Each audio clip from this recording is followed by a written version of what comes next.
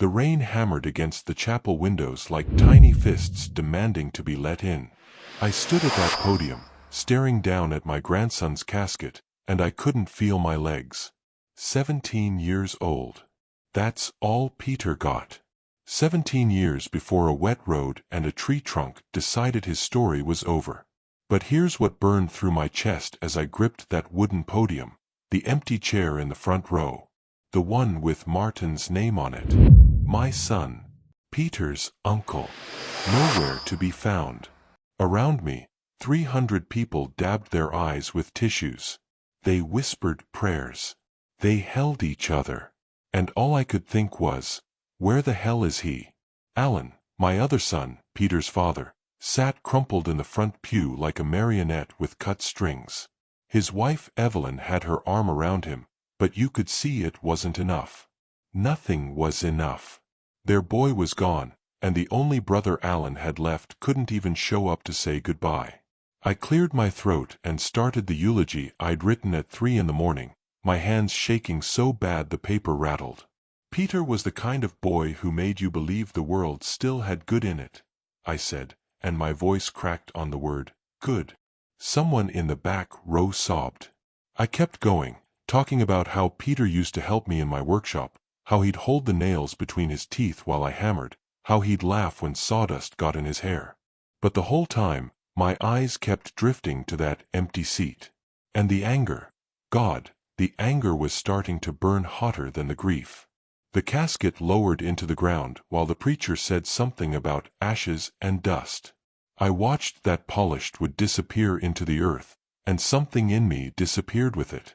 Whatever hope I'd been holding on to that my family was still whole, it went down into that hole too. Hi viewers, kindly tell us where you're watching from and what time it is. Warm welcome to the family. Enjoy the story. That's when I felt it. A buzz in my coat pocket. My phone. I pulled it out just enough to see the screen. Unknown number. I should have answered. Maybe if I had, everything that came after would have happened differently. But I didn't. I shoved it back in my pocket and threw dirt on my grandson's grave instead. The reception was at Alan's house. People brought casseroles and said useless things like, he's in a better place, and time heals all wounds. I sat in the corner with a glass of whiskey I wasn't drinking, watching Alan stare at nothing. Dad, he said finally, his voice hollow. Where is he? I didn't have to ask who he meant. I don't know, son. He didn't even call. I know. Alan's jaw tightened. What kind of man doesn't come to his own nephew's funeral? I wanted to tell him that Martin had always been that kind of man. The kind who borrowed money and never paid it back. The kind who lied about his report cards and his business deals and probably his own damn name if he thought it'd get him ahead. But Alan already knew. We both did. We'd just spent years pretending we didn't. My phone buzzed again. Same unknown number. This time, I answered. Mr. Densmore? A woman's voice. Young. Nervous. Yes. My name is Rosa Quinn. I work at the Golden Pines Hotel downtown. She paused, and I could hear her breathing. I thought you should know something about your son. The room tilted. I stood up and walked out to the porch, away from the mourners and their casseroles. What about him? I said. Another pause. Longer this time. He was here today. At the hotel. With a woman. The world stopped spinning. Today. I repeated, like maybe I'd heard wrong. You mean right now? During the funeral? Yes, sir. They checked in around noon. Under the name, Mr. and Mrs. Carter. But I recognized him from a photo in the business section of the paper last month. That's why She trailed off. I just thought you should know. My hand tightened around the phone so hard I heard the case crack. With a woman, I said.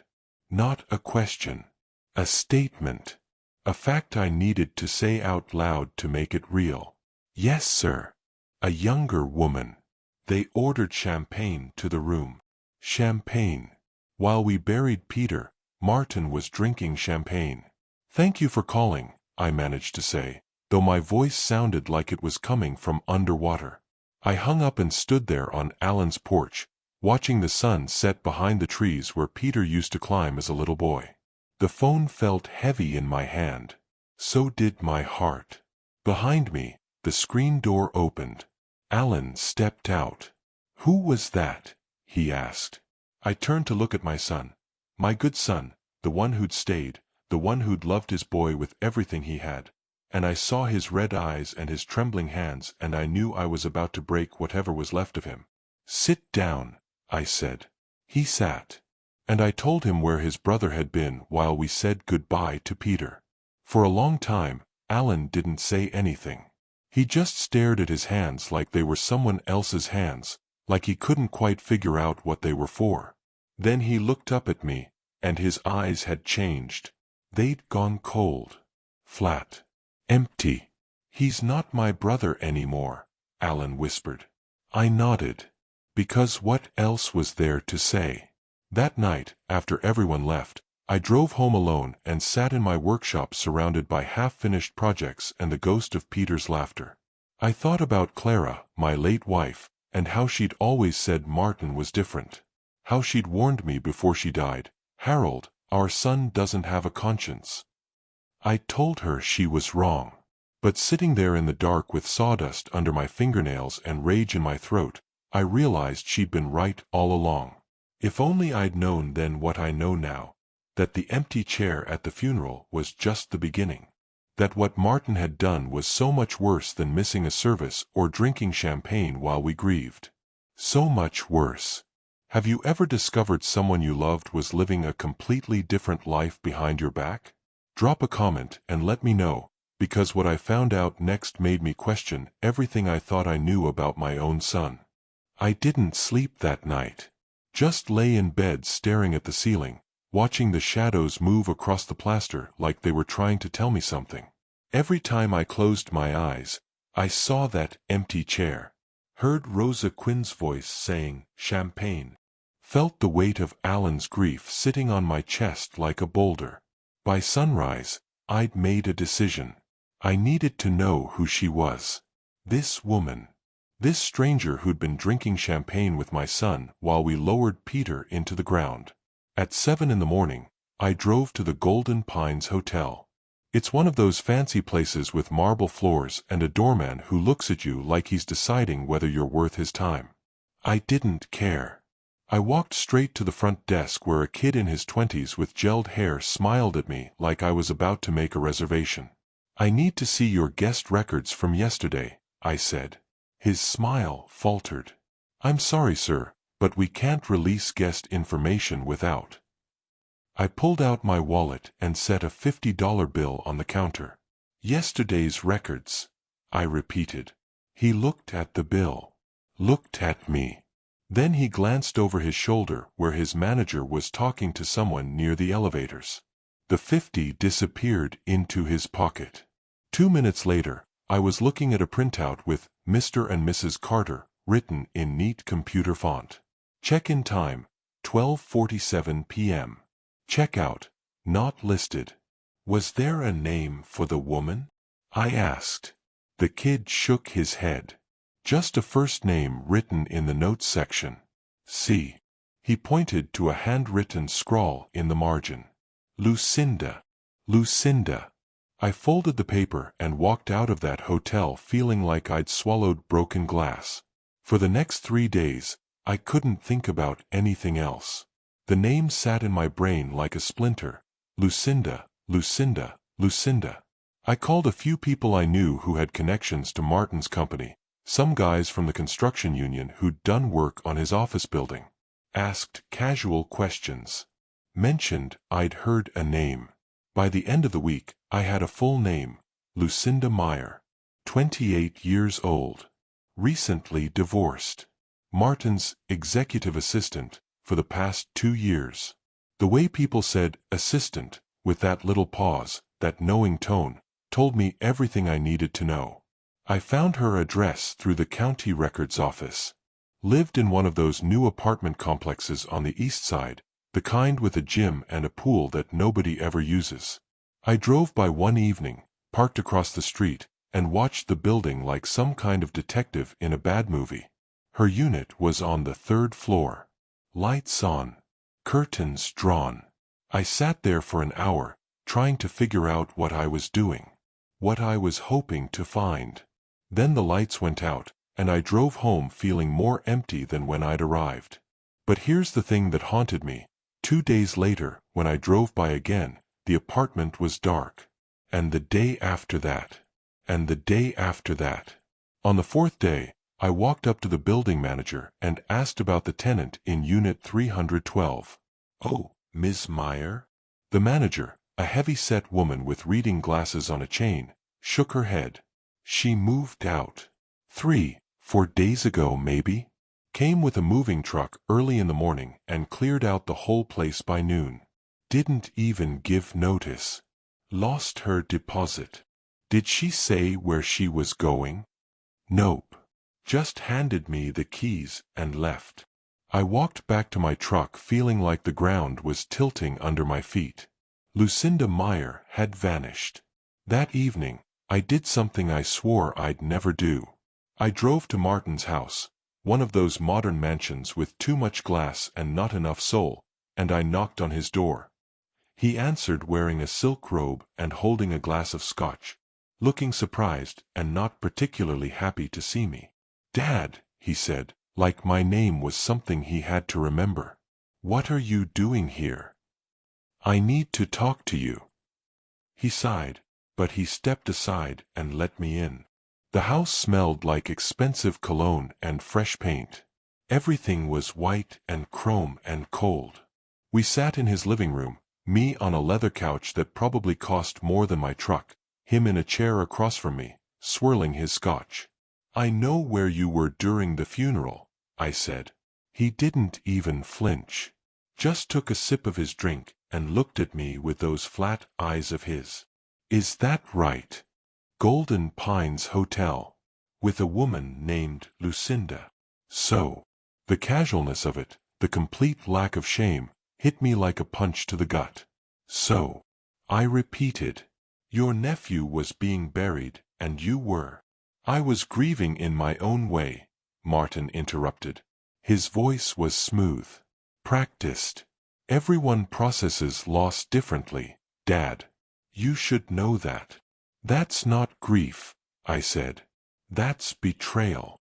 He laughed. Actually laughed. A short, cold sound that made my skin crawl. "Betrayal? That's dramatic.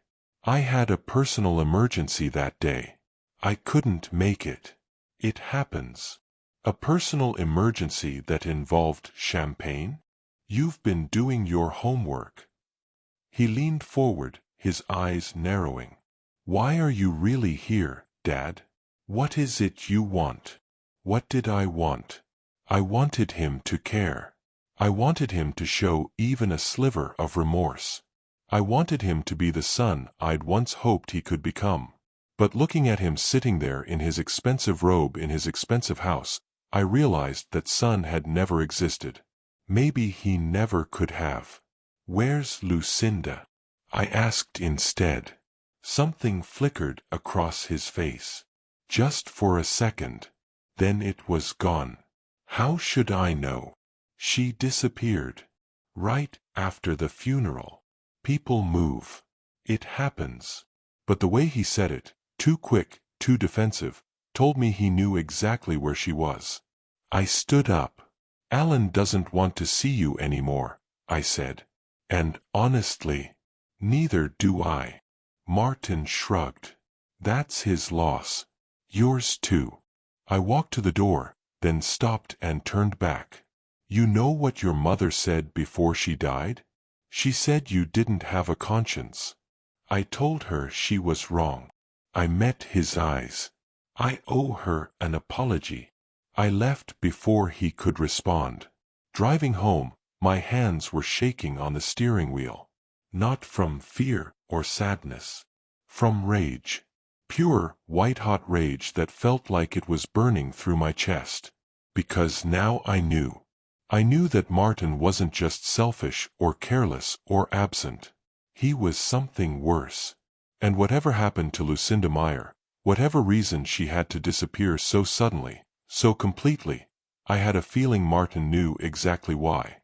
What would you do if your own child looked you in the eye and felt nothing?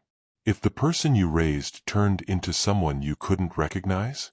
Let me know in the comments, because what came next would test every ounce of strength I had left. 3 weeks after the funeral, Alan called me at 6 in the morning. "Dad," he said, and his voice had that hollow quality again, like he was calling from the bottom of a well. "The police just left." I was already reaching for my pants. What happened? "They found something in Peter's car. Something that doesn't make sense." 20 minutes later, I was standing in Alan's kitchen while he spread papers across the table with shaking hands. Evelyn was there too, her eyes swollen like she'd been crying for days. Maybe she had been. "Look at this." Alan jabbed his finger at a wrinkled receipt. "Gas station. 43 miles off the route Peter should have taken that night." I picked up the receipt. Premium gas. Bought at 9:47 p.m. the night Peter died. The station was called Lucky's Stop and Go, a place I'd never heard of in a town I'd never been to. Why would he go out there? I asked. "That's what we can't figure out." Alan pulled out another paper, a map with 2 routes drawn in different colored markers. "The blue line is where he should have been. Coming home from his volunteer thing at the community center. Straight shot down Highway 7. But the red line." He traced it with his finger. "That's where he actually went. 43 miles out of his way, through back roads, ending up at this gas station." "Maybe he got lost?" Alan shook his head. "Peter knew these roads. He drove them every week. And even if he did get lost, his phone had GPS. Why would he stay lost for that long?" Evelyn spoke up for the first time, her voice barely above a whisper. "There's more." Alan pulled out his laptop and turned it toward me. On the screen was grainy security footage from the gas station. Black and white. Dated 3 weeks ago. I could see Peter's Honda Civic pulled up to pump number 3. "Watch the bottom right corner," Alan said. I leaned closer. Behind Peter's car, partially hidden by the building, was another vehicle. Dark-colored. Sedan. Looked expensive even through the grainy footage. "What am I looking at?" I asked, but my stomach was already dropping. "Keep watching." The timestamp clicked forward. Peter finished pumping gas and went inside, probably to pay. And while he was gone, the dark sedan pulled forward just enough for me to see it better. A Mercedes. Black. The same model Martin drove. My mouth went dry. "Could be anyone's car," I said, but I didn't believe it. "That's what the police said." Alan's voice was tight. "But look what happens next." The footage jumped ahead. Peter came out of the gas station, got in his car, and pulled out onto the road. 5 seconds later, the Mercedes followed. "They tracked him," Evelyn whispered. "Someone followed our boy." "The police said the license plate isn't clear enough to read," Alan continued. "And even if it was, there are thousands of black Mercedes in the state. They can't prove anything without more evidence." I sat down heavily in one of the kitchen chairs. My legs had stopped working again. "Tell me what you're thinking, Dad," Alan said. "Because I know what I'm thinking, and it's making me sick." I looked at my son, my good son, the one who'd never hurt anyone, never lied, never put himself first, and I saw the question in his eyes that he was too afraid to ask out loud. "You think Martin followed him?" I said. Alan's jaw clenched. "I think someone did. And I think whoever it was might have caused that accident." "That's not possible." But even as I said it, I was thinking about Martin's smirk when I'd confronted him. His complete lack of emotion. The way Lucinda had disappeared the same week Peter died. Isn't it? Alan stood up and started pacing. Think about it, Dad. Martin hated that Peter was successful. Hated that everyone loved him. Hated that his own son was nothing like him and Peter was everything he wasn't. That doesn't mean. He didn't come to the funeral. Alan's voice cracked.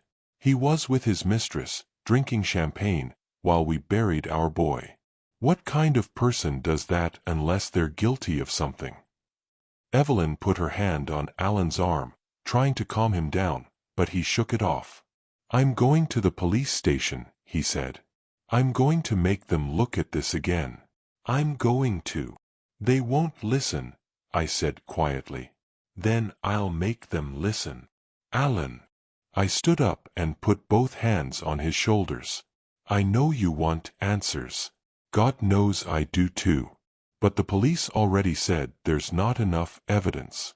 If we push too hard without proof, we'll just look like desperate old fools trying to blame someone for an accident. But it wasn't an accident. Tears were running down his face now. Dad, it wasn't an accident. I can feel it. Something happened to Peter. Something Martin did or caused or... His voice broke completely. I pulled him into a hug, this grown man who'd just lost his only child, and I felt him shaking against me. We'll figure it out, I said into his shoulder. I promise you, son. We'll figure it out. But as I held him there in his kitchen with his shattered wife crying quietly at the table, I was making another promise.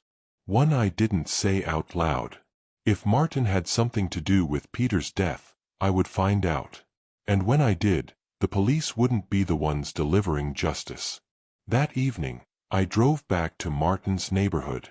Didn't go to his house this time. Just parked down the street where I could see his driveway, and I watched. He came home at 7:30. Alone. Went inside. Lights came on in different rooms as he moved through the house. Around 9, a car pulled up, a delivery driver with Chinese food. Martin met him at the door, handed him cash, took the bag, and went back inside. Normal. Everything looked completely normal. But I knew better. I stayed parked there until midnight, watching his house, thinking about that security footage. The black Mercedes following Peter's car. The 43-mile detour that made no sense. The rain that night, the wet roads, the tree that Peter's car had hit at full speed. And I thought about something else too. Something that had been nagging at the back of my mind since Alan showed me that map. What if Peter hadn't gotten lost? What if he'd been trying to lose someone? Would you confront a family member if you suspected them of something unthinkable? Or would you find another way to get the truth? Tell me in the comments, because I was about to make a choice that would change everything.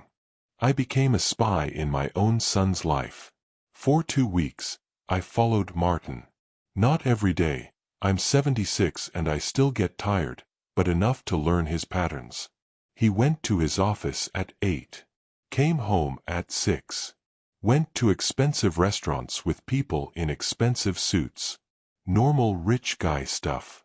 But on the third Friday, he broke his routine. He left work early, around 2 in the afternoon, and drove east.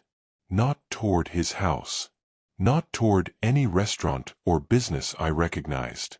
Just east, out past the suburbs, into the countryside where the roads got narrower and the houses got farther apart.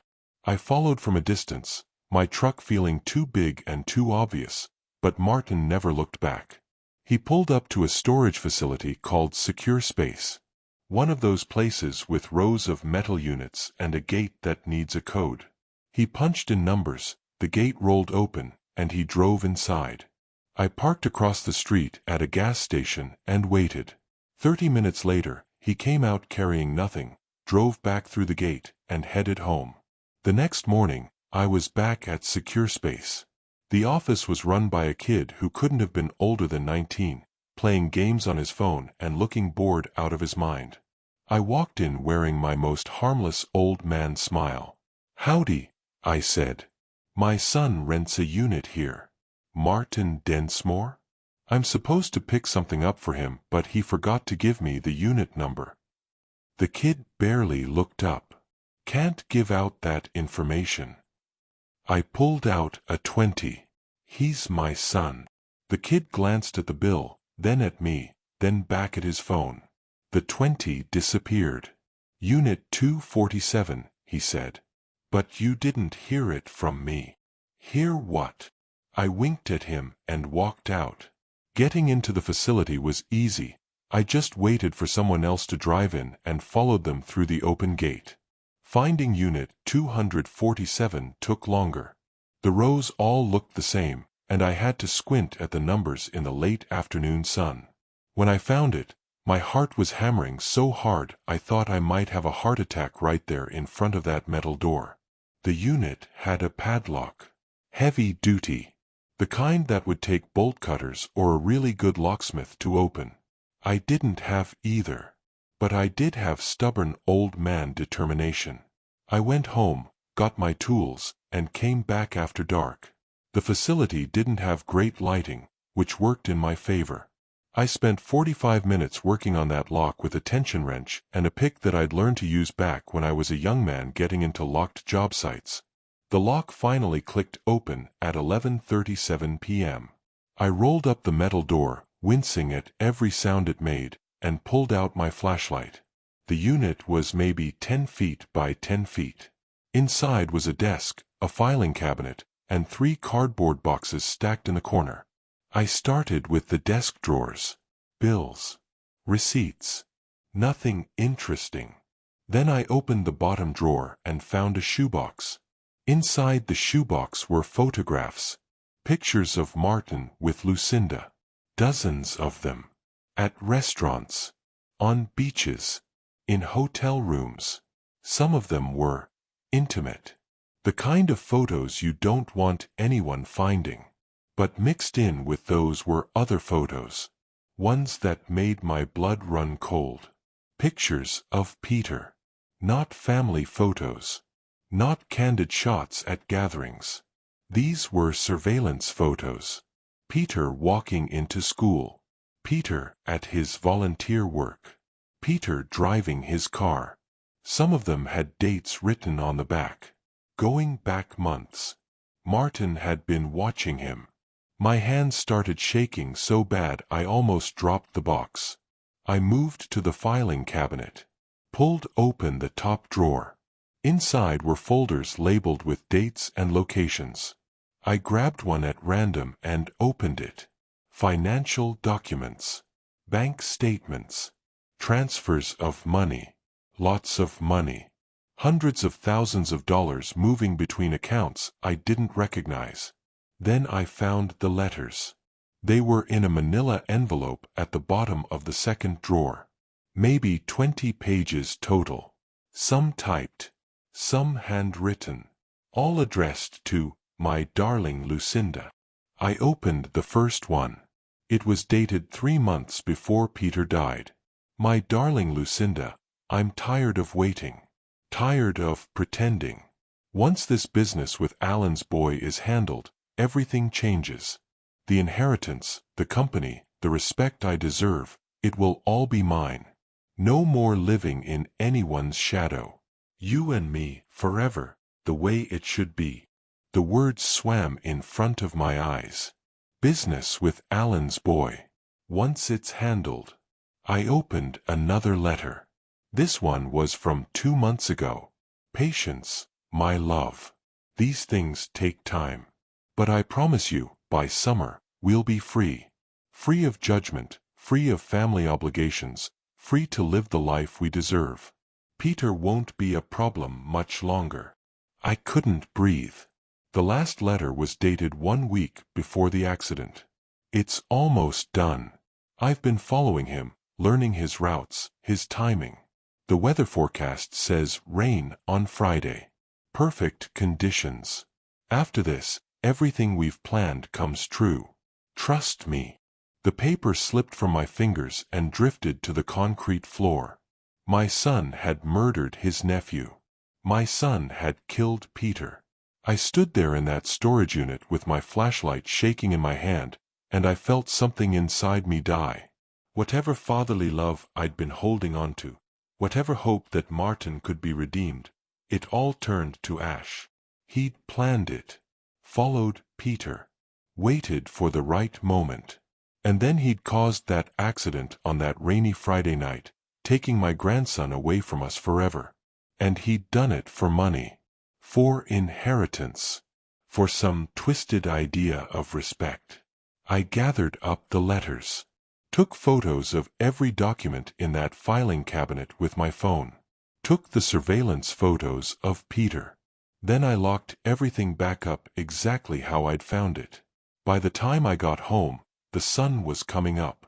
I sat at my kitchen table with those letters spread out in front of me, and I called Alan. Dad. His voice was thick with sleep. It's 6 in the morning. I need you to come over, I said. Right now. Don't tell anyone. Just come. What's wrong? Everything, I said. Everything is wrong. When Alan arrived 30 minutes later, I handed him the letters without saying a word. I watched his face as he read them, watched the color drain from his cheeks, watched his hands start to shake, watched the moment when understanding turned to horror, turned to rage. He looked up at me with murder in his eyes. We go to the police, he said. Right now. We end this. But I shook my head, because I knew Martin. Knew how slippery he was. Knew he'd have lawyers and explanations and ways to twist the truth until it didn't look like truth anymore. Not yet, I said. First, we make sure he can't run. Make sure everyone knows what he did. Then we let justice have him. How? I looked at my son, my good, honest, heartbroken son, and I told him my plan. Have you ever had to become someone you're not to protect the people you love? Drop a comment and share your story, because what I was about to do would haunt me for the rest of my life. Martin's birthday party was 3 weeks away. Every year, he threw this massive event at some fancy venue with a band and catered food and everyone from his company showing up in suits that cost more than my monthly pension. It was his chance to show off, to remind everyone how successful he was, how important. This year, he'd rented out the Glenford Country Club. This year, I was going to destroy him in front of everyone he wanted to impress. But first, I needed insurance. Because men like Martin don't go down easy, and I couldn't risk him squirming out of this with lawyers and money and charm. I made a copy of every document from that storage unit. Scanned every letter. Backed everything up on 3 different USB drives. Then I did something I never thought I'd do. I called a journalist. His name was Marcus Webb, and he'd worked at the Glenford Gazette for 30 years. I'd met him a few times at community events, knew he was the kind of reporter who actually cared about the truth. The kind who'd broken stories about corrupt politicians and dirty business deals. We met at a diner on the edge of town where nobody knew either of us. Mr. Densmore, he said, sliding into the booth across from me. Your message said you had something important. I handed him one of the USB drives. What's this? Evidence that my son murdered his nephew for inheritance money. Marcus's eyes went wide. He opened his laptop right there at the table and plugged in the drive. I watched his face as he read through the letters, looked at the photos, examined the financial documents. Jesus Christ, he whispered. This is a confession. That's why I'm giving it to you. But I need you to hold on to it. Don't publish anything yet. Wait until I tell you. Why wait? Because I want him to confess publicly. I want everyone who ever respected him to see exactly what he is. Marcus leaned back, studying me. What are you planning? You'll know when it happens. Just promise me you'll run the story the moment I give you the signal." He thought about it for a long time. Then he nodded. "My editor's going to kill me for sitting on something this big. But yeah, I'll wait. For Peter's sake." The next 3 weeks crawled by like years. I visited Peter's grave every morning, sitting on the bench I'd built next to his headstone, talking to him like he could hear me. "I'm going to make this right," I'd say. "I promise you, kiddo. He won't get away with it." Alan wanted to go to Martin's house and beat the truth out of him. I had to physically stop him twice from driving over there. Evelyn was barely holding it together, taking pills to sleep, pills to stay awake, pills to stop the panic attacks. Our family was falling apart. But I kept my focus, kept preparing, kept imagining the look on Martin's face when everything came crashing down. Finally, the night of the party arrived. The Glenford Country Club was decorated like something from a magazine. White lights everywhere. A jazz band on stage. Tables covered in expensive food that most people wouldn't even recognize. And Martin in the center of it all, wearing a tuxedo and that same smug smile I'd been seeing my whole life. I wore my only suit, the one I'd gotten married in 40 years ago. It didn't fit quite right anymore, but it was clean and pressed and good enough. Alan stayed home. I told him he had to. Told him if he showed up, he'd ruin everything because he'd kill Martin with his bare hands before I got the chance to speak. Martin spotted me near the bar and looked genuinely surprised. "Dad," he said, walking over. "I didn't think you'd come. Wouldn't miss it for the world, son." Something flickered in his eyes. Suspicion, maybe. But then someone called his name and he turned away, getting pulled into another conversation with another person who thought he was successful and charming and good. I nursed a ginger ale and waited. Around 9 o'clock, Martin took the stage. The band stopped playing. Everyone turned to look at him. He tapped the microphone twice. "Thank you all for coming," he said, his voice smooth and confident. "Another year older, another year wiser, as they say. I'm grateful for the success we've built together, for the partnerships we've formed, and for the bright future ahead of us all." People clapped. Some even cheered. That's when I started walking toward the stage. Martin saw me coming. His smile faltered for just a second.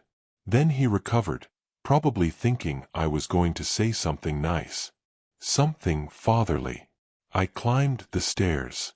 Took the microphone right out of his hand. "Sorry to interrupt," I said to the crowd, "but I have something important to share. My name is Harold Densmore, and I'm this man's father." The room went quiet. Confused quiet. The kind where people aren't sure if something wrong is happening yet. I reached into my jacket pocket and pulled out the letters. Unfolded the first one. 3 months ago," I said, my voice echoing through the speakers, "my grandson Peter died in a car accident. 17 years old. Beautiful boy. Had his whole life ahead of him." Martin tried to grab my arm. "Dad, what are you?" I shook him off. What I didn't know until recently was that it wasn't an accident. It was murder. And the person who killed him is standing right here on this stage. Gasps from the crowd. Someone dropped a glass. The shattering sound echoed. I started reading the letter out loud. Every word. Every horrible, damning word. "Once this business with Alan's boy is handled, Peter won't be a problem much longer. I've been following him, learning his routes." Martin's face went from red to white to gray. He stood frozen, unable to move, unable to speak. When I finished the first letter, I held up another. "I have 20 more of these," I said to the room. All of them planning my grandson's death. All of them written by this man to his mistress, who conveniently disappeared the same week Peter died. People started standing up. Started moving toward the exits. started pulling out phones. Martin finally found his voice. "This is insane. He's an old man, he's confused, he doesn't know what he's—" "I'm not confused," I said quietly. "I'm just a grandfather who finally found out what his son really is." I handed the letters to a woman standing near the stage. I didn't even know who she was, and said, "Please make sure the police get these." Then I walked off that stage, through the crowd that parted like water, and out into the parking lot where Marcus Webb was waiting with his camera. "You got it all?" I asked. He nodded. "Every word. And I just sent the story to my editor. It'll be online in 20 minutes, print edition tomorrow morning." Behind me, I could hear chaos erupting inside the country club. Voices raised. Someone screaming. The sound of expensive things breaking. I got in my truck and drove home. The next morning, Martin's face was on the front page of every newspaper in the state. The headline read, "Local businessman accused of nephew's murder. Evidence suggests planned killing for inheritance." By noon, the police had issued a warrant for his arrest. By evening, his business partners had released statements distancing themselves from him. By midnight, his wife had filed for divorce. And Martin was nowhere to be found. His house was empty. His car was in the driveway, but he was gone. Vanished like Lucinda had vanished, except this time the whole world was watching. The police searched for 3 days. Checked airports, bus stations, train stations. Put out alerts at the border. But it was like he'd disappeared into thin air. Until they found his car. It was Alan who called me with the news, his voice strange. Not sad. Not happy. Just hollow. "They found Martin's car," he said. "Where?"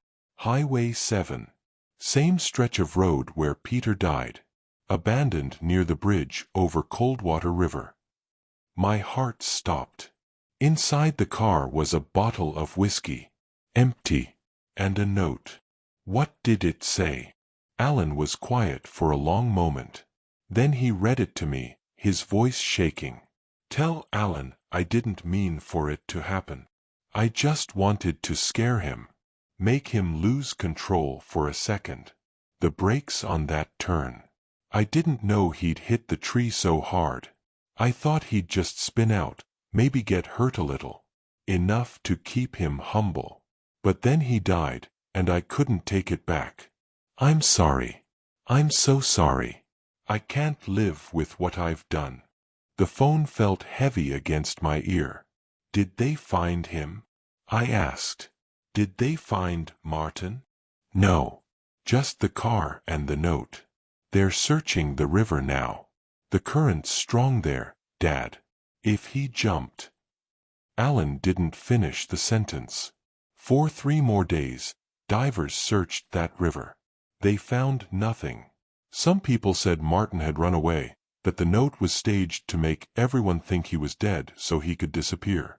Some said he'd jumped and the current had carried his body miles downstream where it might never be found. Some said karma had caught up with him in ways none of us could understand. I didn't know what to believe. All I knew was that my son was gone. My grandson was gone. And the family I'd built over 76 years had been destroyed by greed and jealousy and evil that had been hiding behind a familiar face. 2 weeks after Martin's car was found, I was sitting by Peter's grave when Alan came to join me. We sat in silence for a long time, just staring at the headstone with Peter's name carved into it. "Do you think he's dead?" Alan finally asked. "Does it matter?" I said. "Either way, he's gone. And Peter's still in the ground. I keep thinking about what that note said. That he just wanted to scare him. Do you believe that?" I thought about those letters. Those surveillance photos. The cold calculation in every word Martin had written to Lucinda. "No," I said. "I think he meant to kill Peter. And I think that note was one last lie. One last attempt to make himself look less like a monster. Alan nodded slowly. Good. Because I don't want to forgive him. I don't want to feel sorry for him. I just want him gone. He is gone, son. But not the way he should be. He should be in prison. He should have to face what he did every single day for the rest of his life. Instead, he gets to be a mystery. Gets to be the man who disappeared. People will write articles about him. Wonder where he went. Like he's interesting instead of evil. Alan was right. But there was nothing we could do about it. Peter knew he was loved, I said quietly. That's what matters. He knew he had a father who would have done anything for him. A mother who adored him. A grandfather who was proud of every single thing he did. Martin never had that. Never felt that. And that's its own kind of prison. We sat there until the sun started setting, painting the sky in shades of orange and purple that Peter would have loved. When I got home that night, I found something wedged in my front door. A small envelope. No address. No stamp. Just my name written in handwriting I didn't recognize. Inside was a single photograph. It showed Martin sitting on a beach somewhere tropical. Sunglasses on. Drink in his hand. Very much alive. And on the back, written in that same handwriting, some people don't get justice. They get away. But at least you tried. A friend. I stared at that photo for a long time. Then I took it to my workshop, put it in my safe, and locked it away. Because Alan was right. Martin didn't deserve forgiveness. Didn't deserve peace.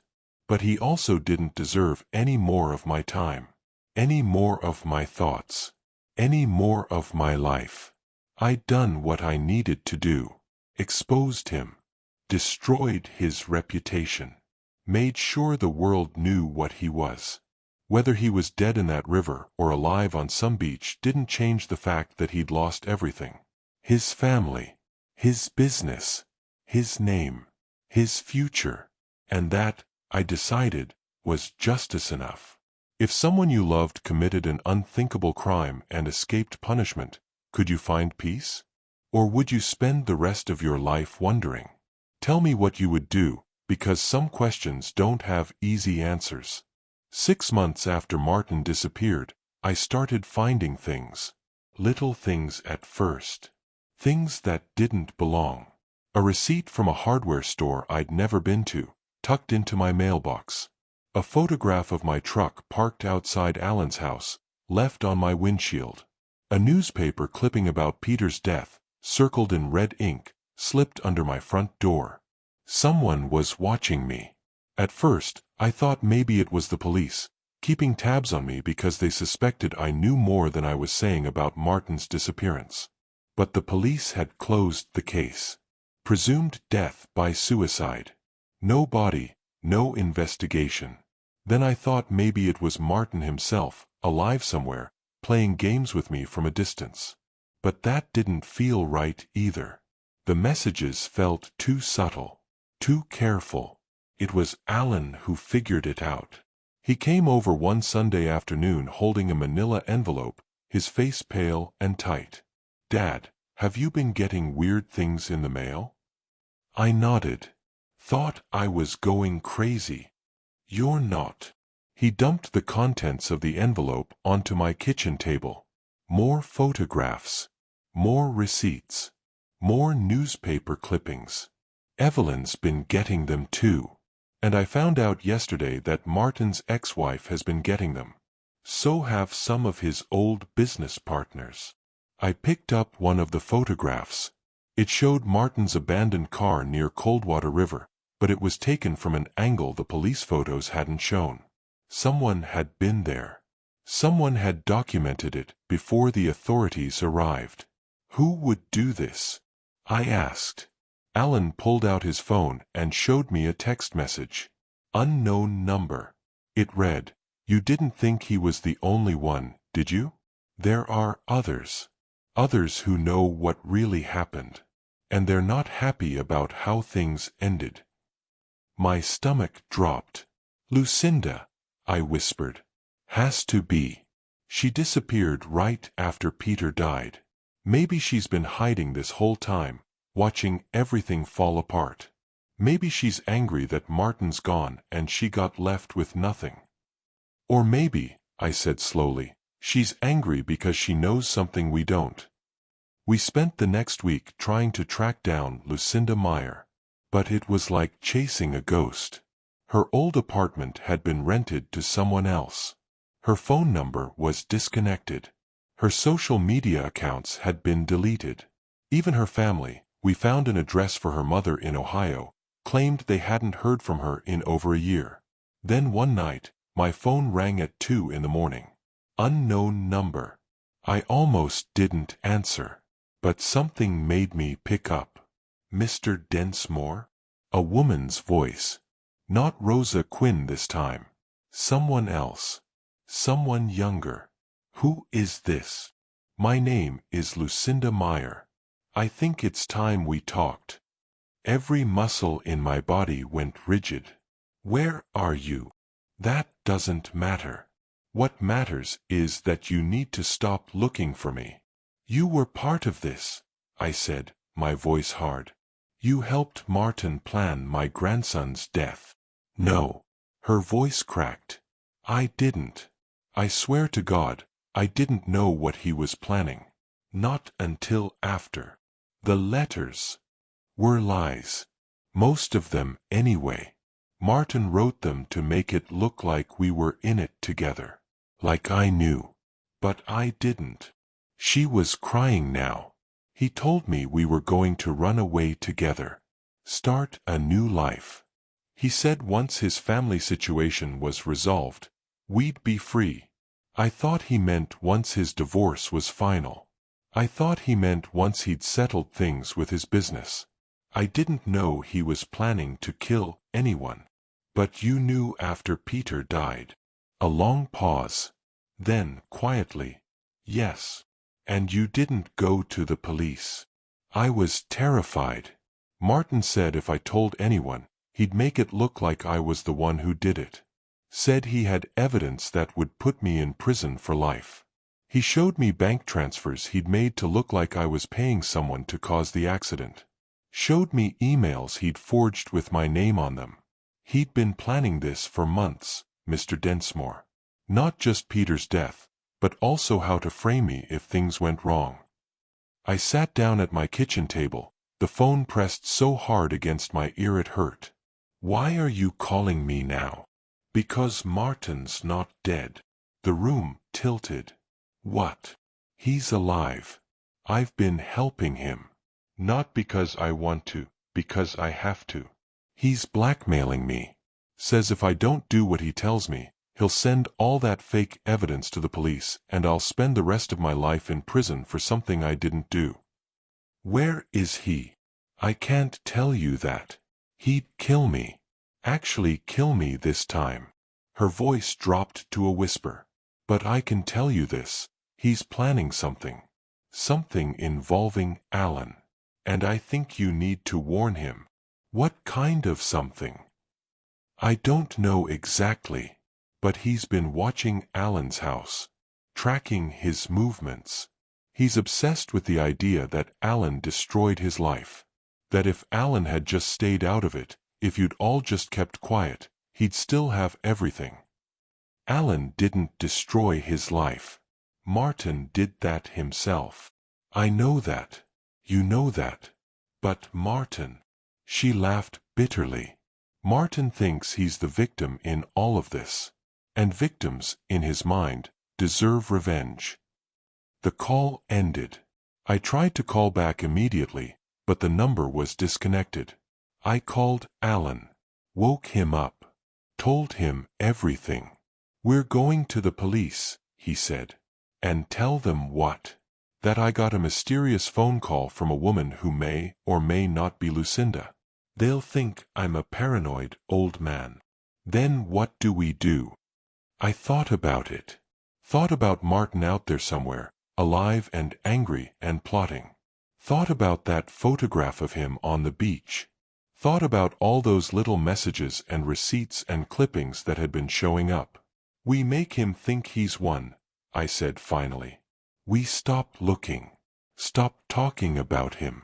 Let him think we've moved on. And then we wait for him to make a mistake. Because men like Martin, they always do. They can't help themselves. For the next 3 months, we did exactly that. I stopped visiting Peter's grave every day. Alan and Evelyn went on a vacation. I even gave an interview to a local newspaper where I said I'd accepted that Martin was gone and I was trying to find peace. It killed me. Every word of that interview was like swallowing glass. But I needed Martin to think he was safe. And slowly, the mysterious messages stopped coming. No more photographs. No more receipts. No more newspaper clippings. Martin believed us. That's when I started my own surveillance. I wasn't good at it. I was 76 years old with arthritis in my knees and eyes that needed reading glasses. But I was patient. And I was angry. And that combination made me better at this than I had any right to be. I started spending my evenings parked near Alan's house. Not obviously. I'd park a few streets over, walk through the neighborhood like an old man taking an evening stroll. I'd sit on park benches and read the newspaper. I'd chat with neighbors walking their dogs. And I watched. For 2 weeks, nothing happened. Then, on a Thursday night around 9 o'clock, I saw it. A car I didn't recognize parked at the end of Allen Street. Dark sedan. Tinted windows. Engine running. I walked past it slowly, pretending to struggle with my cane. Through the tinted windows, I could just barely make out a figure in the driver's seat. Male. Watching Alan's house. I kept walking. Circled the block. Came back around. The car was still there. I pulled out my phone and texted Alan, "Don't react. Don't look outside. But someone's watching your house right now." 3 dots appeared. Then, "Where?" "End of your street. Dark sedan. Stay inside. Lock the doors. I'm calling the police." But before I could dial, the car's engine revved. The headlights flicked on. And it started driving, straight toward me. I froze. The car slowed as it passed me, and for just a second, the driver's window rolled down. I saw his face. Martin. Older. Thinner. With a beard he hadn't had before. But unmistakably him. Our eyes met. He smiled. That same cold, smug smile I'd seen my whole life. Then he drove away, tires squealing, disappearing into the night. I stood there on that dark street corner, my heart hammering, my hands shaking, and I realized something that should have been obvious all along. Martin hadn't just escaped justice. He'd been planning his next move. And whatever it was about to happen. Have you ever come face to face with someone you thought was gone forever? Someone who should have stayed gone? Tell me in the comments, because what happened next would test everything I thought I knew about revenge and redemption. I didn't sleep that night. Just sat in my living room with every light on and my phone in my hand, waiting for something to happen. Alan called me at midnight. "He's really alive," he said. His voice sounded strange. Detached. Like he was talking about the weather instead of his brother who'd murdered his son.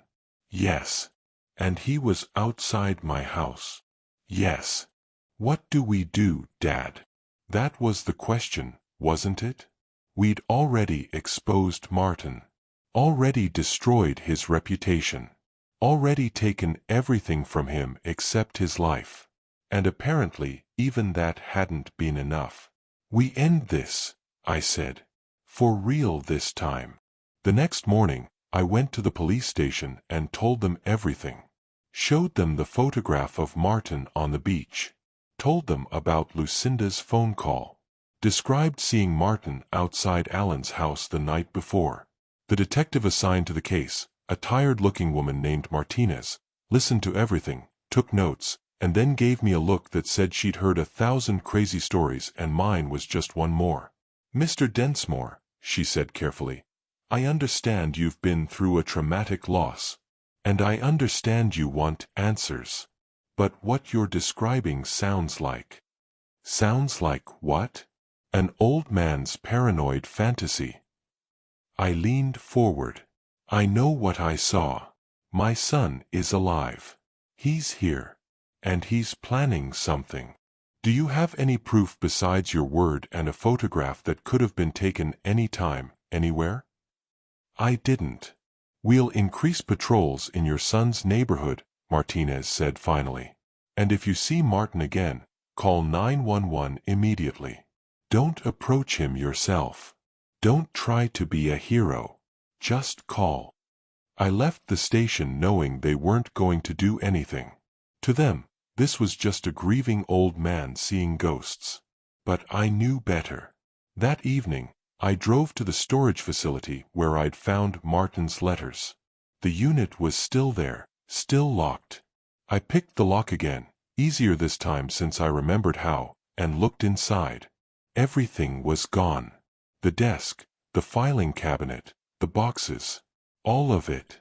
The unit was completely empty except for a single piece of paper taped to the back wall. I walked over and pulled it down. It was a note, written in Martin's handwriting. "Looking for something, Dad? You should have known I'd cover my tracks. But don't worry, we'll see each other again soon. I have so much to tell you. So much to show you about what really happened to Peter. You think you know the truth?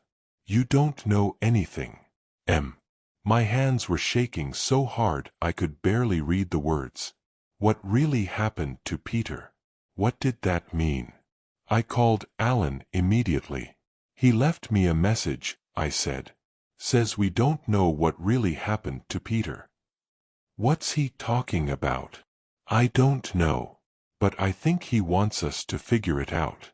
I think this is part of some sick game he's playing." Alan was quiet for a moment.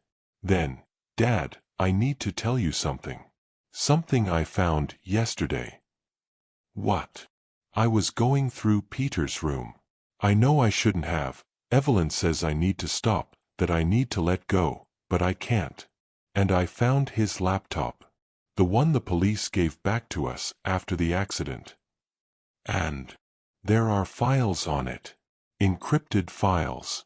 I only found them because I was looking at his coding projects. You know Peter was learning programming, and these files were hidden in a folder labeled school stuff." "What kind of files?" "I don't know yet. I can't open them without the password. But the file names..." He paused. "The file names are dates, Dad. And one of them is the date he died." My heart started racing. "Can you crack the encryption?" "I've been trying. But Peter was smart. Really smart. He didn't use an easy password." "Keep trying," I said. "Whatever's in those files, Martin doesn't want us to see it. Which means we need to see it." I spent the next 2 days helping Alan try to crack Peter's laptop. We tried every password we could think of. Birthdays, pet names, favorite books, inside jokes. Nothing worked. Then Evelyn had an idea. "Try Grandpa Hal," she said quietly. "That's what he called you. And you were his favorite person." Alan typed it in. The files opened. What we found inside changed everything. They were video files. Dozens of them. All recorded on Peter's phone in the weeks before he died. The first one was dated 2 months before the accident. Peter's face filled the screen, and I could see he was sitting in his car. "I don't know if anyone will ever see this," he said, his voice shaky. "But I need to document what's happening. Uncle Martin has been following me. I know that sounds crazy, but I've seen his car. multiple times. He's always about a block behind me, and when I turn, he turns. When I stop, he stops. Alan and I looked at each other, horrified. Peter continued, "At first I thought it was coincidence. But then I saw him parked outside my school, and outside the community center, and I started to realize, he's watching me. I don't know why. I tried to talk to Dad about it, but I didn't want to start family drama. Uncle Martin's always been weird, but this is different. This is scary." The next video was from 3 weeks before the accident. "He approached me today," Peter said. "He looked exhausted. Dark circles under his eyes. Came up to me at a gas station and started asking me questions about my plans. Where I was going to college. What I wanted to do with my life. And then he said something weird. He said, 'You know, your dad's always been the favorite.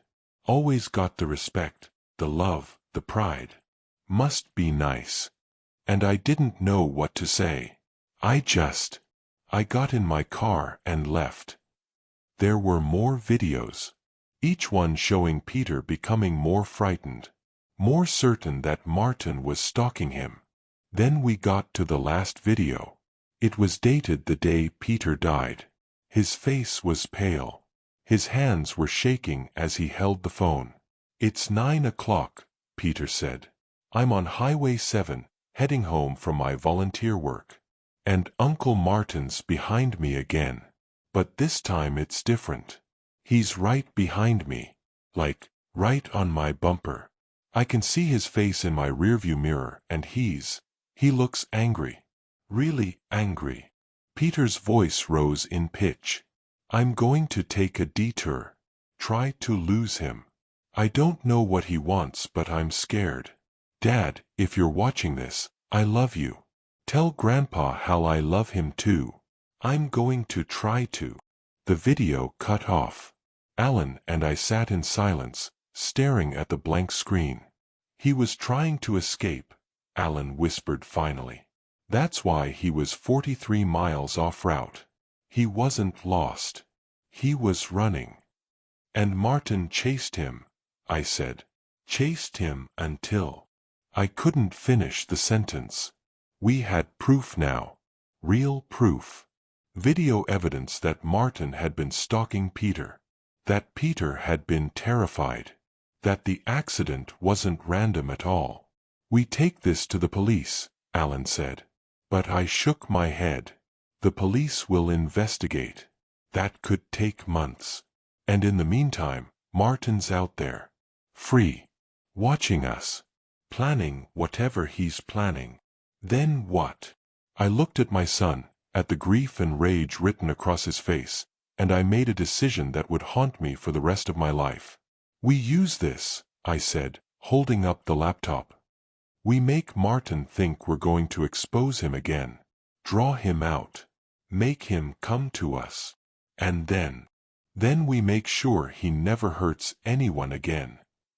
Alan stared at me for a long moment. Then slowly, he nodded.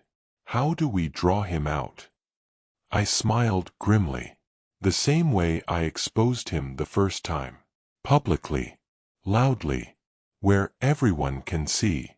We announce that we have new evidence. That we're holding a press conference. That the truth about Peter's death is finally going to come out. He'll run." "No," I said. "He'll come to stop us. Because Martin's not the type to run from a fight. He's the type who needs to win. Needs to be right. Needs to prove he's smarter than everyone else. And when he shows up?"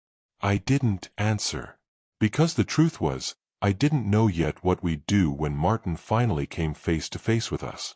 I only knew that one way or another, this had to end.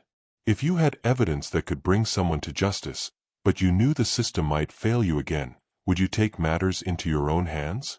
Tell me what you'd do, because the line between justice and revenge is thinner than you think. We scheduled the press conference for Friday afternoon at the Glenford Community Center, the same place where Peter used to volunteer. It felt fitting somehow. Closing the circle. I called Marcus Webb from the Gazette and told him we had new evidence. Video evidence. He jumped at the story, started promoting it on social media and in the paper. Justice for Peter Densmore, trending hashtags. Local news stations picking it up. By Thursday night, everyone in town knew about it. Which meant Martin knew about it. That night, I got another call.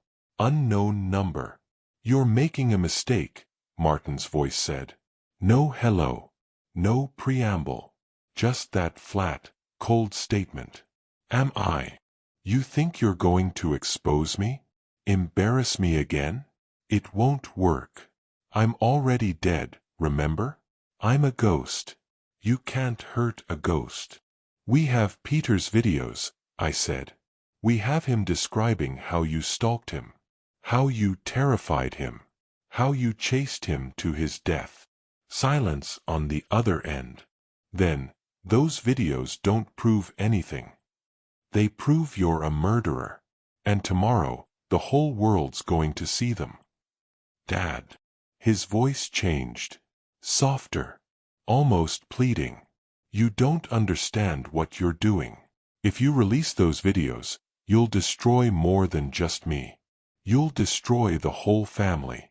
Everyone will know the Densmore name as the family where the son killed the grandson. Is that what you want? Is that the legacy you want to leave? The only legacy I care about is making sure you pay for what you did. Even if it means destroying Alan too. Destroying yourself. Alan wants this. We both do. Martin laughed. That cold, bitter sound I'd come to hate. Does he? Does Alan really want everyone digging through his life, his family, his son's death? Does he want reporters camped outside his house for months? Does he want Peter's name in the news cycle as the boy who was murdered by his uncle? Because that's what happens when you go public, Dad. You lose control of the narrative. It becomes entertainment. Spectacle. Is that what Peter deserves? I hated that he was making sense. Hated that some small part of me wondered if he was right. You should have thought about that before you killed him, I said. I didn't kill him. Martin's voice went hard again. I was trying to scare him. Teach him a lesson about humility. But he panicked. Drove too fast. Lost control. That's not murder, Dad. That's an accident. You chased him for 43 miles. I was trying to get him to pull over so we could talk. He's the one who kept running. Because he was terrified of you. Because he was paranoid. I was trying to help him, trying to toughen him up, and Martin stopped abruptly. In that silence, I heard it. The crack in his armor. The admission he hadn't meant to make. He'd been there. He'd chased Peter. And no matter how he tried to frame it, he knew what he'd done. See you tomorrow, I said and hung up. Friday morning came too fast. Alan and I arrived at the community center at noon, 3 hours before the press conference. We wanted to set everything up ourselves. Make sure the video files were loaded correctly. Make sure nothing could go wrong. The room was filling up fast. Reporters with cameras. Community members who'd known Peter. Even some of Martin's old business associates, curious to see what new scandal was about to break. Evelyn sat in the front row, her face pale but determined. She'd insisted on being there, said she needed to see this through. At 2:45, 15 minutes before we were supposed to start, Detective Martinez showed up. Mr. Densmore, she said, pulling me aside. I need you to reconsider this. Why? Because if Martin Densmore is really alive and really in town, this press conference could be dangerous. You're basically daring him to show up. What if he does? Then you arrest him. What if he doesn't come alone? What if he's desperate enough to do something violent? I looked her in the eye. Then at least we'll know for sure what kind of man he is." She didn't look happy, but she nodded. "We've got officers stationed around the building, inside and out. Anything happens, we're ready." At 3 p.m. exactly, I walked up to the podium. The room went quiet. I looked out at all those faces, some sympathetic, some curious, some just hungry for drama, and I thought about Peter.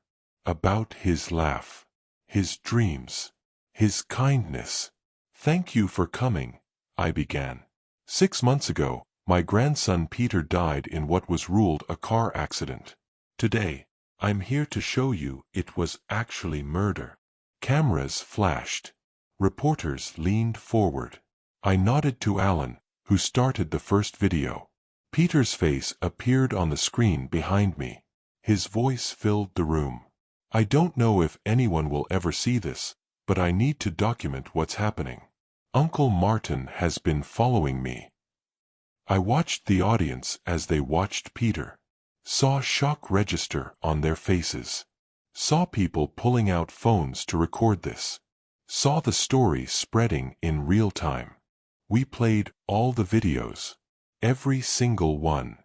Ending with Peter's last words. "Dad, if you're watching this, I love you.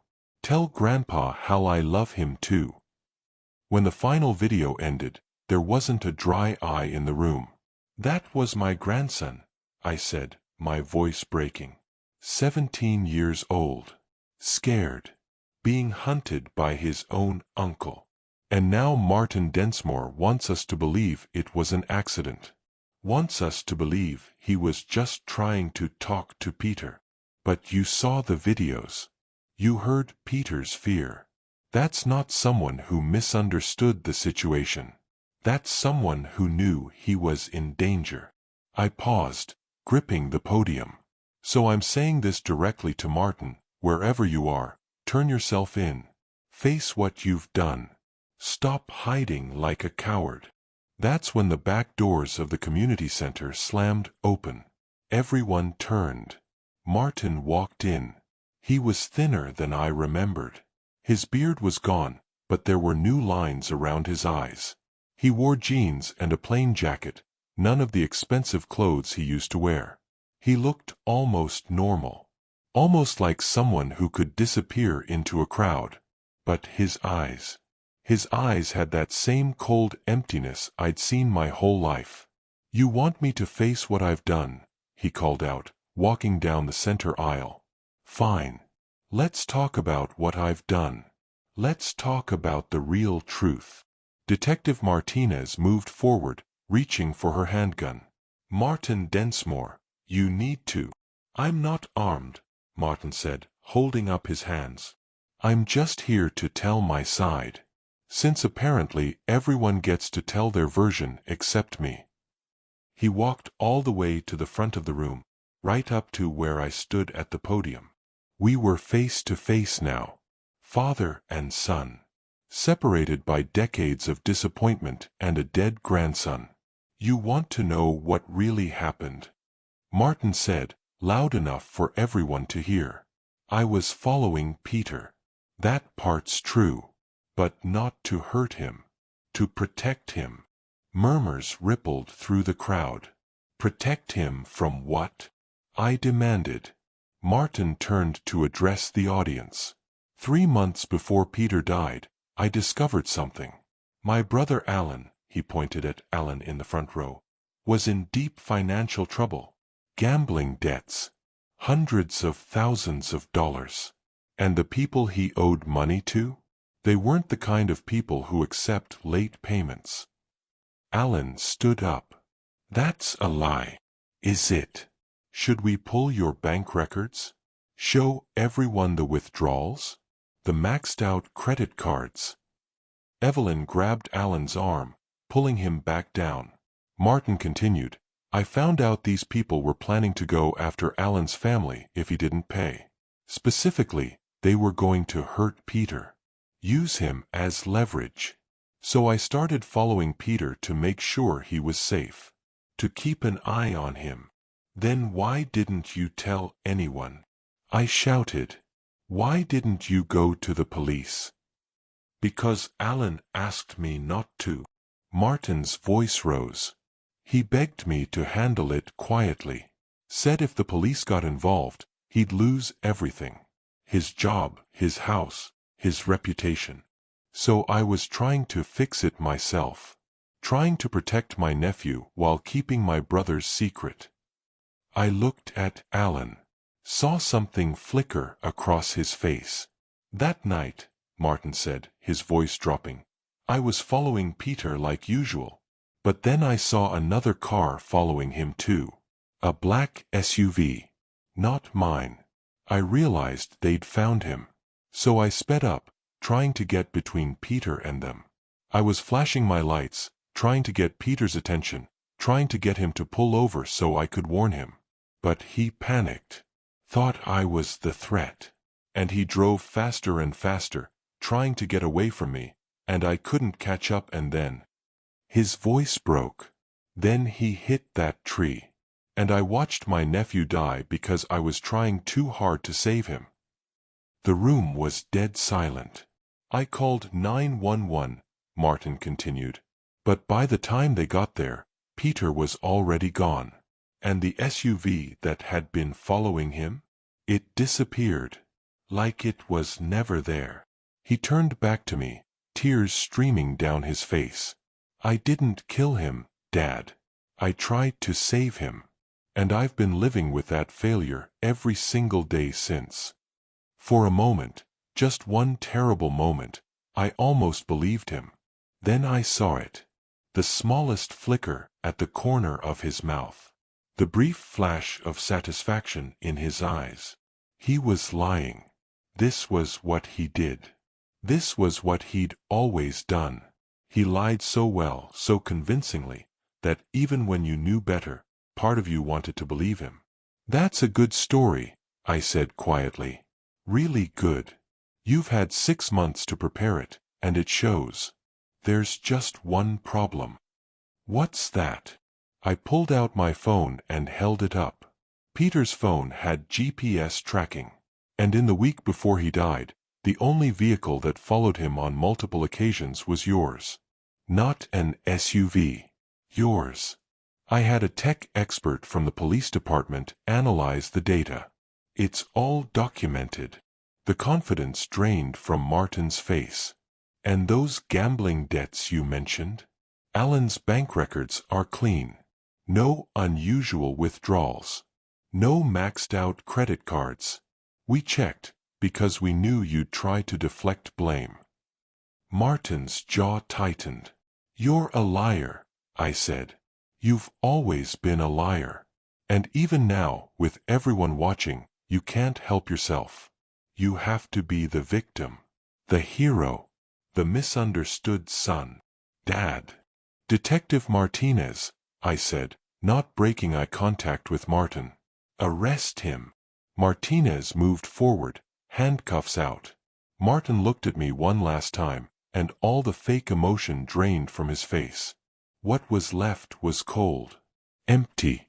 You're going to regret this, he said. The only thing I regret is not seeing what you were sooner.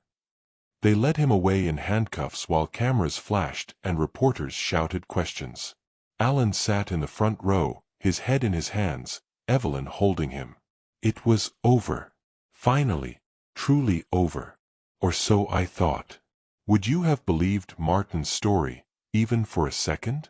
Would you have wondered if maybe, just maybe, he was telling the truth? Drop a comment, because the worst part about liars is that they make you doubt everything, even your own judgment. The trial lasted 3 months. Martin's defense team was expensive. The kind of lawyers who know how to work a jury, how to create reasonable doubt from thin air. They tried everything, argued that Peter's videos showed fear but not actual harm, that following someone isn't the same as murder, that Martin's presence on the highway that night was coincidental. But the prosecution had Peter's GPS data, had the videos, had Martin's letters to Lucinda, had the storage unit records, had witness testimony from Rosa Quinn about the hotel room. Most importantly, they had Martin's complete lack of remorse. During his testimony, he tried to play the misunderstood brother angle again. But the jury watched him carefully, and I think they saw what I'd always seen, the emptiness behind his eyes. On a Thursday afternoon in early spring, the verdict came in. Guilty of second-degree murder. Guilty of stalking. Guilty of tampering with evidence. Sentencing was set for 2 weeks later. Alan and I sat in the courtroom when the judge delivered the sentence, 25 years to life. Martin didn't react. Just stared straight ahead, his face blank. As they led him away, he looked at me one last time. "I hope you can live with this, Dad," he said. "Better than you'll live with it," I replied. After the sentencing, Alan and I drove to Peter's grave together. We sat on the bench I'd built there, the one that had weathered a year of seasons now. The wood was starting to gray, but it was still solid, still strong. "Is it over?" Alan asked quietly. "Yeah," I said. "It's over. I don't feel relieved. I thought I would, but I don't. That's because justice doesn't bring people back. It just stops them from taking anyone else." We sat in silence for a while, watching the wind move through the trees. "Dad," Alan said finally, "do you think any of what Martin said at the press conference was true? About me having gambling debts?" I looked at my son. "Did you?" "No. Never.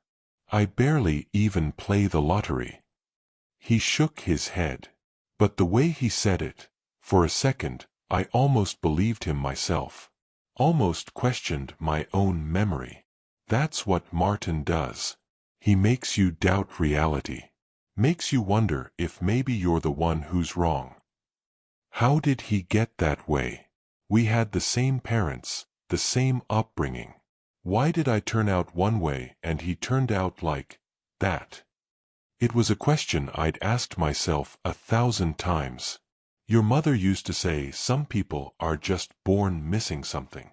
A piece that helps them feel empathy, or guilt, or love. She said Martin was born without that piece. Do you believe that? I don't know what I believe anymore, I admitted. I just know he made choices. Bad choices. Selfish choices. And at some point, the reasons stop mattering. All that matters is what you do with the hand you're dealt. Alan nodded slowly. Peter would have been 19 this month, he said. He'd be in college. Probably driving me crazy, asking for money for pizza and textbooks. He'd be studying architecture, I said. Like we talked about. He'd be in my workshop every holiday, helping me build things. Yeah. Alan's voice cracked. Yeah, he would. We stayed there until the sun started setting, talking about Peter. About the memories we had, the moments we treasured, the future that had been stolen from us. When we finally left, I felt lighter somehow. Like I'd been carrying a weight for so long I'd forgotten it was there, and now it was finally gone. But that night, something happened that reminded me it wasn't quite over yet. I got a letter in the mail. No return address. Postmarked from somewhere in Florida. Inside was a single page, handwritten. Mr. Densmore. My name is Jennifer Blackwell. You don't know me, but I know about your grandson and what happened to him. I've been following the trial in the news, and I felt I needed to write to you. 4 years ago, my daughter died in a car accident. The police ruled it accidental. She lost control on a wet road, hit a tree. The same way Peter died. At the time, I accepted it. What else could I do? But after reading about Peter's case, I started looking back at the details of my daughter's accident. And I found things I'd missed before. She'd been acting scared in the weeks before she died. Had mentioned someone following her. And the night she died, she was 40 miles off her normal route. I checked her phone records. In the months before the accident, she'd received dozens of calls from an unknown number. The same number called my house the day after her funeral. When I answered, a man said, "Accidents happen. But at least now she won't be a problem anymore." I went to the police, but they said it wasn't enough evidence. That grief makes people hear things that aren't there. But Mr. Densmore, I pulled up a photo from a charity event my daughter attended 6 months before she died. There's a man in the background. I didn't recognize him then, but I do now. It's your son Martin. I don't know if this means anything. I don't know if there's anything that can be done about it now. But I thought you should know that Peter might not have been the first. I'm so sorry for your loss. Jennifer Blackwell. The letter slipped from my hands and fluttered to the floor. I sat there in my kitchen, the overhead light buzzing, and I felt my entire body go cold. Peter wasn't the first. The next morning, I took the letter to Detective Martinez. She read it twice, her face growing more serious with each word. "I'll look into it," she said. "But Mr. Densmore, even if this is true, Martin's already in prison. There's a limit to how much time we can add to his sentence." "I don't care about adding time. I care about the truth. About knowing how many families he destroyed." Martinez nodded slowly. "I'll contact Ms. Blackwell. Pull the case files on her daughter's death. See if there are any connections." Over the next month, Martinez and her team investigated. What they found made my blood run cold. 5 accidents. 5 young people. All within a 200-mile radius of Glenford. All in the past 7 years. All ruled accidental at the time. And in each case, there was a connection to Martin. A business rival's daughter. The son of a man who'd sued Martin's company. The nephew of a journalist who'd written a negative article about him. A young woman who'd rejected his advances at a party. And Jennifer Blackwell's daughter, who'd been dating Martin's business partner and apparently knew too much about some shady financial dealings. Peter was the 6th. When Martinez brought me the full report, I couldn't speak. Just stared at the names and photos of 6 young people who'd had their whole lives ahead of them. "We're reopening all the cases," Martinez said. "With Martin already in prison, we can build new charges. Could be looking at multiple life sentences. Will it stick? After all this time?" Some of the evidence is circumstantial. But combined with Peter's case, with the pattern we're seeing, with Martin's demonstrated behavior. She nodded. "Yeah, I think it'll stick." I thought about Martin sitting in his cell, probably still believing he was the smartest person in the room. Still thinking he'd gotten away with most of it. "When are you arresting him for the other murders?" I asked. "Already did. This morning. He's being held in isolation now."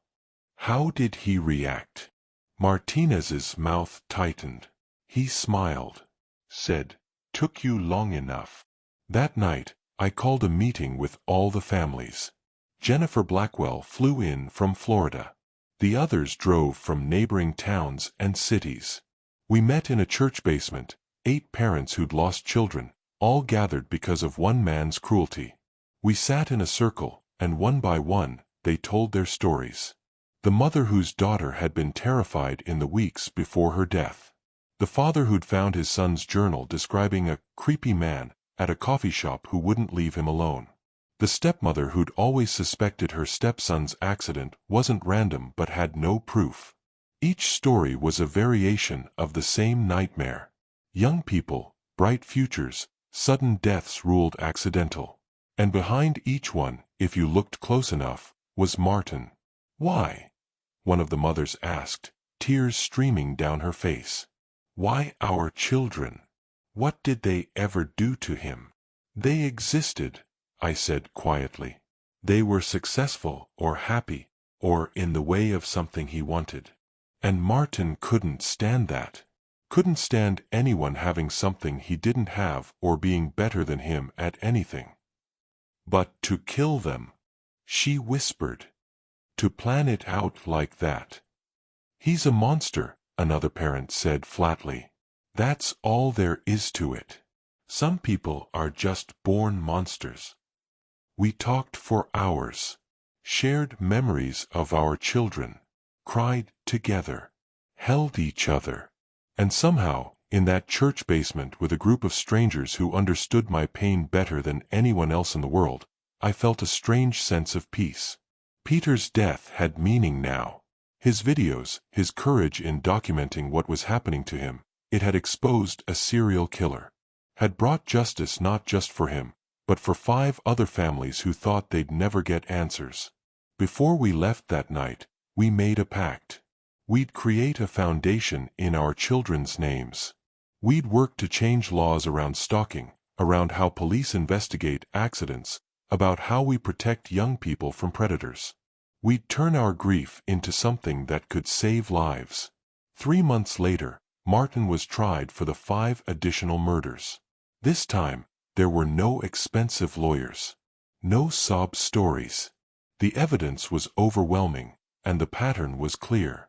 The jury deliberated for less than 4 hours. Guilty on all counts. 6 consecutive life sentences without possibility of parole. Martin would die in prison. When they read the verdict, I watched his face. Waited for some reaction. Some flicker of emotion. Nothing. He just sat there, blank and empty, exactly the way he'd always been. As they led him away, a reporter shouted, "Martin, do you have anything to say to the families?" He stopped, turned, looked directly at the camera. "I'm sorry," he said. "I'm sorry you'll never understand what it's like to be me. To see the world the way I do. Where everything is a game and people are just pieces to move around the board. You think I'm a monster, but I'm just someone who played better than everyone else." Then he smiled that cold smile and walked away. The reporter turned to me, microphone extended. "Mr. Densmore, any comment?" I looked at the camera, thought about Peter, about Jennifer Blackwell's daughter, about all the others. "Evil doesn't always announce itself," I said. "Sometimes it looks like a son, a brother, an uncle, someone you've known your whole life. And the hardest part is accepting that the monster was there all along, hiding behind a familiar face. But once you see it, once you know the truth, you have a responsibility. To speak up, to fight back, to make sure they can't hurt anyone else." I paused. My grandson Peter was brave enough to document his fear. Brave enough to leave a trail that would lead to justice. Not just for him, but for others. That's his legacy. And that's what I'll remember. The interview ended. The cameras stopped rolling. And I walked out of that courthouse with Alan beside me, both of us finally, truly ready to move forward. Sometimes the truth is worse than you imagined. Sometimes the person you thought you knew was hiding something darker than you could have ever believed. Have you ever discovered something about someone that changed everything you thought you knew? Tell me your story, because bearing witness to the truth is how we honor those we've lost. 2 years have passed since Martin's final conviction. I'm 78 now. My knees hurt worse than they used to. My hands shake when I hold my coffee. But I'm still here. Still building things in my workshop. Still visiting Peter's grave every Sunday. The bench I built has weathered well. The wood is darker now, worn smooth by time and weather and the weight of all the people who've sat there. Because it's not just me anymore. Jennifer Blackwell comes sometimes when she's in town. Other families from the foundation stop by. Strangers who've heard Peter's story and want to pay their respects. Someone started leaving flowers. Fresh ones every week. I don't know who, and I haven't tried to find out. Some mysteries are better left unsolved. Alan and Evelyn moved to a smaller house last year. Said the old one had too many memories, too many ghosts. They seem lighter now. Still sad, that'll never fully go away, but healing. Learning to laugh again. learning to talk about Peter without breaking down. They're even talking about adoption. Not to replace Peter, you can't replace someone you love, but to give their love to a child who needs it. To create something good from all this darkness. The foundation we created has helped change laws in 3 states. We've trained police departments on recognizing stalking patterns. We've created resources for young people who feel they're being followed or threatened. We've saved lives. I know we have, because we get letters from people who say our materials helped them recognize danger and get away before it was too late. That's Peter's real legacy. Not his death, but what came after. The lives saved because he was brave enough to document his fear. The families who got justice because his videos exposed a killer. As for Martin, I don't think about him much anymore. He's in a maximum security prison somewhere in the mountains. No visitors except his lawyers. No phone calls. No letters. He's been in solitary confinement for most of his sentence after he attacked another inmate. Turns out, even among criminals, people who hurt children are considered the lowest of the low. I heard through Detective Martinez that he spends his days writing. Pages and pages of journals that nobody reads. She says he's trying to write a book about his life, about his philosophy. Probably thinks he'll be famous someday. That people will study him, try to understand him. But the world has already moved on. His name only comes up in true crime forums and psychology textbooks about narcissistic personality disorder. He's a cautionary tale. A footnote. Nothing more. Sometimes I wonder what Clara would think if she could see how everything turned out. She warned me about Martin years ago, but even she couldn't have imagined how right she was. How dark his secrets went. I like to think she's somewhere with Peter now. That she's holding him, telling him how proud we all are. That he's building things in some heavenly workshop where the sun never sets and the wood never splinters. Last Sunday, I sat on Peter's bench with a cup of coffee and a book I'd been meaning to read. The morning was quiet, just bird songs and wind through the trees. A young woman approached, maybe 22, 23. She stood at the edge of the grave, uncertain. "I'm sorry to intrude," she said. I wanted to say thank you." "For what?" "My boyfriend was being stalked last year. By his ex. She'd show up everywhere he went. Call him constantly. Leave things at his apartment. He thought he was overreacting, that it wasn't that serious. But then I showed him the materials from your foundation. The warning signs. The statistics. And he realized he was in danger." She wiped her eyes. "He went to the police. Got a restraining order. She violated it twice and got arrested. And last month, the police found weapons in her car. She'd been planning to hurt him. Maybe kill him. But she didn't get the chance because your foundation taught us what to look for." "I'm glad he's safe," I said. "He wants to volunteer for the foundation. Help other people recognize the signs. I just thought you should know that what you're doing matters. That Peter's story is saving lives." After she left, I sat there for a long time, thinking about how the worst moments of our lives can sometimes lead to the most important work we'll ever do. Evil had visited my family. Had taken my grandson. Had revealed my own son to be a monster. But it hadn't won. Because Peter's courage, his video journals, his refusal to let fear silence him, that had exposed a killer and saved others from the same fate. That afternoon, I went home and pulled out Clara's old recipe box. Inside, tucked between cards for apple pie and pot roast, was a letter she'd written to me before she died. I'd read it 100 times, but I needed to read it again. "Harold," it said in her careful handwriting, "if you're reading this, I'm gone. And I need you to know something I never had the courage to say out loud. Martin scares me. I don't think he feels things the way other people do. I've watched him his whole life, and I've never seen real love in his eyes. real empathy, real remorse. I'm afraid of what he might do someday. I'm afraid for Alan, for you, for anyone who gets in his way. But I also know you, Harold. You're good. You're strong. And when the time comes, and I think it will come, you'll know what to do. Protect the people who matter. Stand up for truth.